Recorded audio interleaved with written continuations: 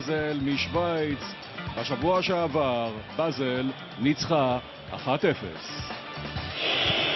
פביאן פריי, כדור מצוין, וזהו דגן, המגן ששועט קדימה, מוציא לרחבה, זהו שטוקר, לא מצליח להשתלט, ויש כדור עונשין מ-11 מטרים.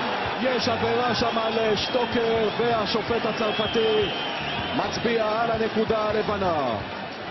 האם השריקות של הקהל יוציאו את שם הריכוז עם הבעיטה לרשת? 1-0 באזל, זה קורה כבר בדקה ה-50.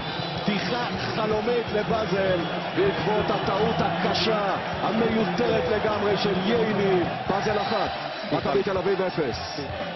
כדור אצל זהבי, ייני חופשי על הקו הימני, טעות קשה של זהבי, מאבד את הכדור הזה לשטוקר, סלח האיש הפנוי, סלח מגיע לכדור הזה, וסלח שם את זה בפנים. 2-0 לבאזל, ומי מבקיע? מוחמד סלח, שעכשיו משיב לקהל של מכבי תל אביב. טעות קשה של זהבי שמאבד את הכדור הזה לשטוקר, ואף אחד לא לוקח את סלח שפנוי לגמרי.